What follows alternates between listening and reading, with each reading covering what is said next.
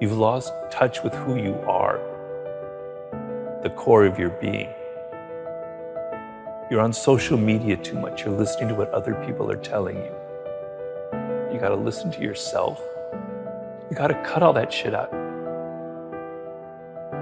You have to look at the things that you love and the things that you hate. So what you don't like is very instructive to you, right? You're looking at things that are very powerful inside of you, that are emotional. They're not intellectual. They're feelings, they're emotions. They're visceral things that you connect to. I've always followed the laws of power, which is change things up, enter action with boldness. Don't be afraid to do things differently. Adapt your strategy to the circumstance. It's never too late. The earlier you figure it out, the better off you are, but it can happen later in life. Now, I figured out at an early age that I wanted to write. I didn't know what I wanted to write, but I loved words and I loved writing. And if I didn't have that connection when I was 8 years old, all the way into high school and college, I would have been a lost soul. And I empathize with a lot of people who don't have that feeling when they're 8 or 18 or in their 20s. But I've tried to tell people everybody has it. You're just not listening to yourself. You've lost touch with who you are. There are 5 forms of intelligence. We normally associate intelligence with intellectuals, with our Noam Chomsky, with Albert Einstein. No, intelligence comes in all forms. Working with your hands is a form of intelligence. A carpenter has a high form of intelligence. People who are sports, who athletically use their body, that's another form of intelligence. There's music, there's math, there's language. You have one of these frames of mind. By the way your brain is wired, you are inclined towards one of them. Figure that out. You got to be a bit bold. You have to embrace what makes you different. It takes time. To do anything in life takes time and hours and patience and work. So I like to tell people to go back to their earliest childhood memories of things that really excited them before they got mixed up with parents, teachers, and all that, other people telling them stuff, you know?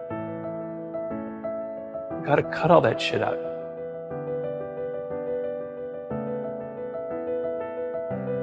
You know, I was frustrated, I was depressed. I even have to admit I had moments that were slightly suicidal because I knew deep down that I could do something. I was different from other people. I had different experiences, you know, and I knew that there was something I needed to express. There was a purpose to how my life had unfolded, but I couldn't find it. I had tried everything. I had tried every form of writing, every possible endeavor you can imagine. It just didn't click. So I was very deeply frustrated. And the frustration, I tell people, it's a good thing. Negative emotions are trying to teach you something. They're trying to teach you the opposite. Something else is going on. Frustration, what would be worse than frustration would be despair, giving up. No hope, but frustration is a sign that you haven't given up. You know you could do something, but you haven't figured it out. So when you have those kind of feelings, look at them and there's something positive in that. So I knew that there was something I was meant to do. I just couldn't figure it out when.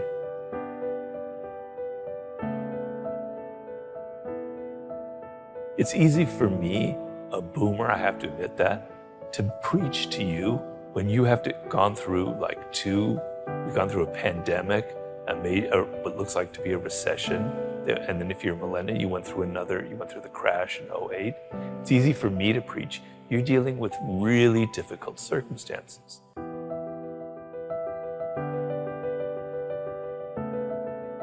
So a lot of people are rethinking their lives. They don't want to work at crap jobs just to get by. And I applaud that 100%, right? That's great.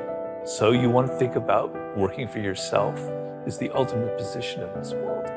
And even though times are difficult, even though it may seem like just a dream, there's so much potential out there for entrepreneurial spirit, for creating your own startup, for creating your own podcast, for going your own path in life. You don't have to follow other people.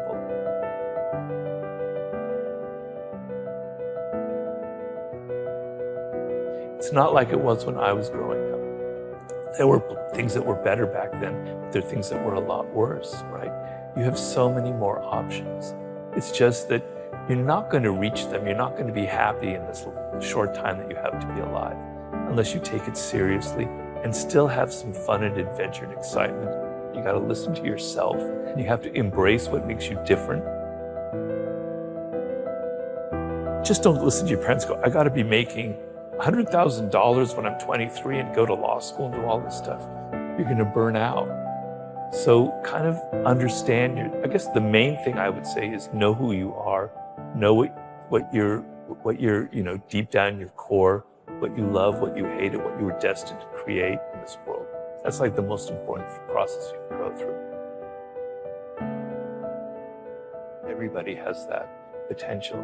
But I know it doesn't come easy. It's a process and you have to be patient, but you have to put in the work. But another skill that you cannot ignore is the social. We're social animals. And there are a lot of people in life who ignore that because they're shy. And I was very shy as a young man. I was mostly quite introverted as well. Because they're shy, they just simply lean on their own strength, which is learning something really well, learning math or learning algorithms or learning how to write, etc. And they ignore the social because they're afraid of it. But you cannot get ahead in this world as a social animal, dependent on other people in every aspect of life, unless you treat that as another skill as well. So yes, the process of looking inward is absolutely essential, but you cannot disconnect yourself from your teachers, your mentors, your colleagues. You could have all the skill in the world and know your life's task brilliantly.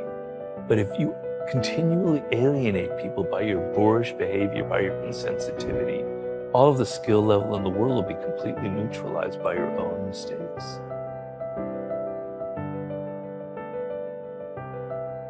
I didn't listen to other people. At so many turning points in my life, I could have been discouraged. People could have said, I had somebody say, Robert, you're never going to be a good writer in life. You need to go to business school, etc. My parents tried to funnel me this way or that way. I was stubborn and I was rebellious and I did my own thing. And because of that, I have kind of a different voice from other people, right?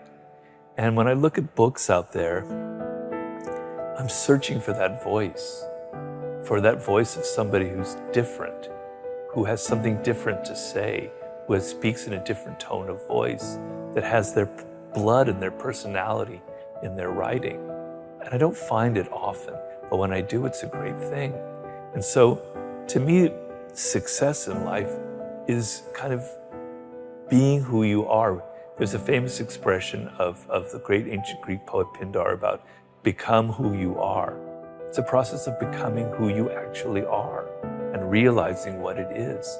So we talked about my weirdness earlier on, and following that has allowed me to craft my own message, which is basically about opening your eyes up to the reality of the world and to what people are like.